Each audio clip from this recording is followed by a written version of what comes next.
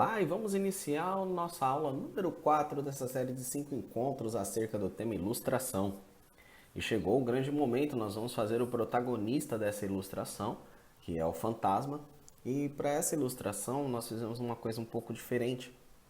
Não utilizamos o protagonista do filme, porque dentro das buscas, né, ali da internet, nós não conseguimos achar uma ilustração que fosse dinâmica. Então nós pegamos uma referência de uma pessoa, de um cara atlético com uma arma, né? E a partir disso a gente decidiu usar ele como uma base para fazer o personagem. Por que a gente escolheu essa figura, né? Porque nós queríamos fazer uma figura dinâmica em relação às outras anteriores que estavam estáticas. Uma vez que o caminho da ilustração é a da comunicação, né? Então, o personagem que é realmente atlético, que tem todo o dinamismo de cena, é o protagonista, é o fantasma. Para a construção desse desenho, nós estamos utilizando sólidos geométricos, porque esse desenho ele é bastante desafiador, né? Ele tem a questão do escorço, né? Então ele tem as duas mãos à frente, as duas mãos e o revólver, né, em destaque. Então você precisa aplicar a técnica de escorço. E aí eu estou usando muito do que nós aprendemos no workshop anterior do George Bridgman. Então estou fazendo ele todo em blocos, né, para poder simplificar a forma o máximo que eu posso. Às vezes quando você desenha literalmente o que você está vendo, são tantos detalhes que você acaba cometendo falhas. Então a questão do bloco, ela ajuda você a deixar o seu desenho mais acertado, né, digamos assim, com mais proporções e um pouco mais fácil depois de você fazer as modulações. Repare que as mãos elas estão juntas, né? Tem que ter uma harmonia em relação a esses dedos, né? Então não é uma coisa tão simples de você trabalhar. Então quando você trabalha com blocos, ajuda a simplificar o conhecimento. Outra coisa também, eu não vou desenhar exatamente como eu estou observando o personagem. Eu quero deixar ele com o rosto um pouco menos inclinado, né? Porque eu quero que o rosto do fantasma fique um pouco mais visível, né? Tá muito inclinado o rosto ali da referência. Então, só uma mudança de inclinação já deixa o desenho um pouco mais complexo. Então,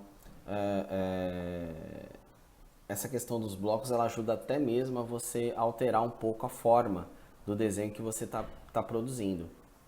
Bom, o segundo passo agora é tentar fazer o desenho, né? Fazer o desenho.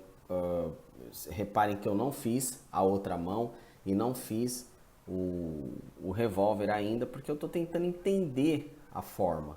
Então eu faço o rosto, vou fazer a mão, né? O braço e a mão para poder ter uma ideia como é que ficou esse primeiro resultado, tá? E depois eu vou aplicar, construir as outras partes. É um desenho complexo, então quanto mais você tenta simplificar e entender a forma, melhor, tá? Nesse caso, é uma vantagem você desenhar com o software digital, porque o que acontece? Você trabalha com diversas camadas, né? Então você pode trabalhar camadas, pode trabalhar opacidades, então isso ajuda muito a desenvolver o trabalho. Agora, é óbvio, se caso você estiver desenhando no papel, uma sugestão é você trabalhar com grafites coloridos.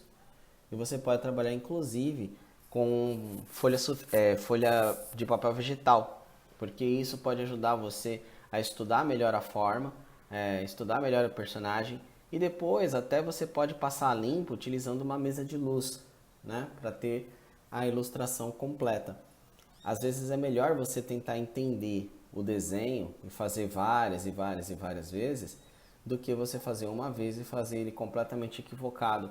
Ou ainda copiar e aparentemente ele ficar bom, mas você não entender a forma, você não vai conseguir, por exemplo, replicar ele sem necessariamente depender de uma referência, né? Então vejam, pessoal, que nessa primeira análise, o que eu fiz? Diminuí o tamanho da mão. Veja que a mão que eu tinha feito inicialmente estava gigantesca. Então quando a gente passa limpo e vai fazendo as proporções a gente vai acertando, então isso ajuda muito. Então já vou tirando aqui a opacidade, né?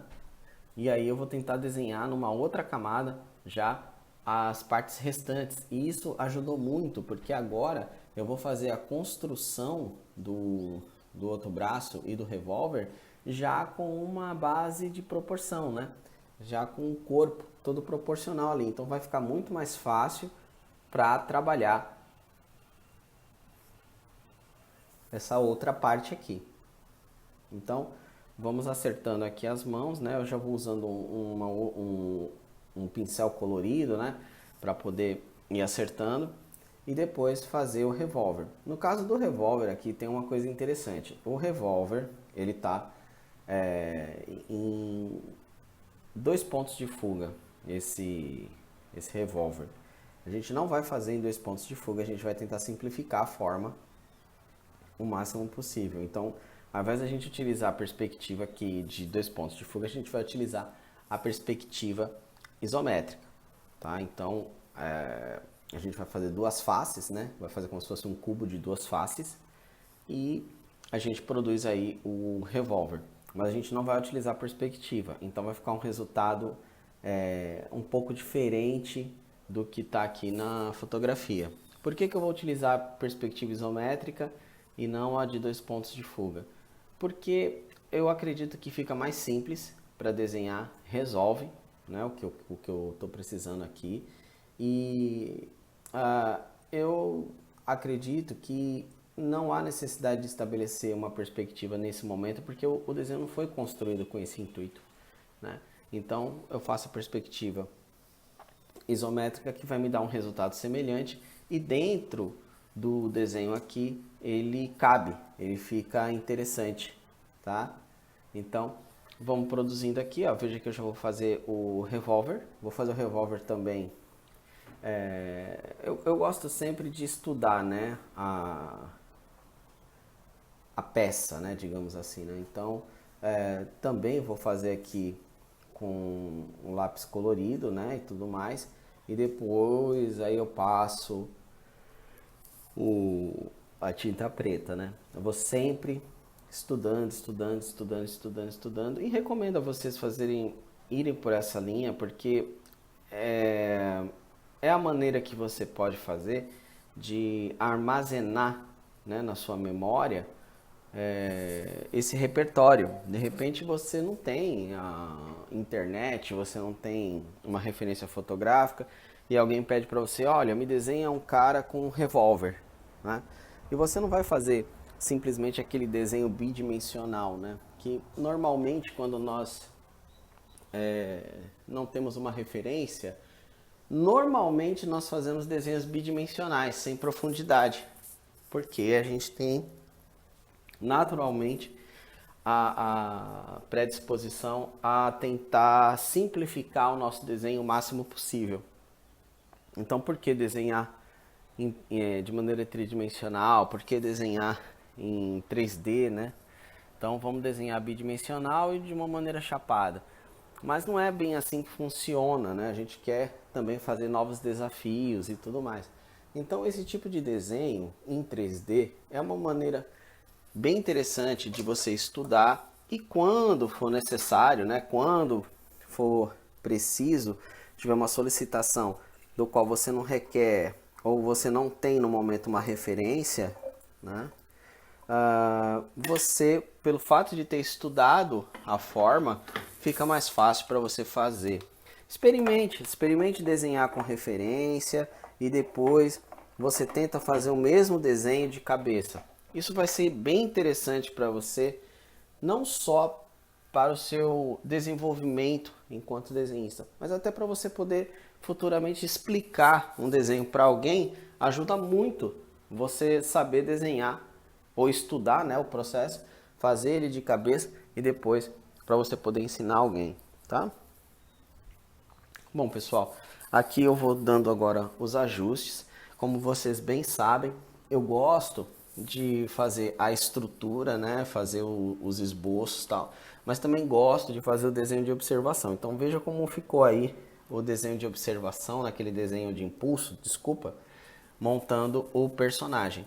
Então agora, com tudo isso posto, ó, veja quantos esboços nós fizemos, né? Agora eu vou trabalhar o personagem. O fantasma, ele tem um problema crônico.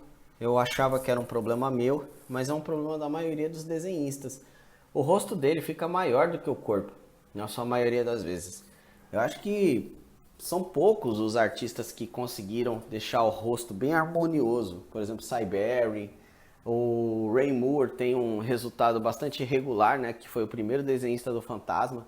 Às vezes ele deixa a cabeça muito grande, às vezes deixa a cabeça pequena.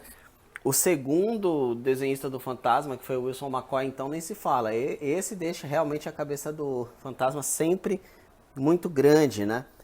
E não é tão fácil deixar a cabeça dele proporcional, porque ela tem um gorro, né? Que a gente quer deixar um espaço para a cabeça, e para a testa, e ele tem um queixo muito grande. Então, normalmente o rosto dele fica maior do que o corpo. Então, é um cuidado que a gente tem que ter na hora de desenhar. Não é um negócio tão simples, não. Então, tomem cuidado com isso quando vocês forem fazer o fantasma. Naturalmente, essa ilustração vocês poderiam fazer com qualquer outro personagem, né? Então, por exemplo, um justiceiro da vida.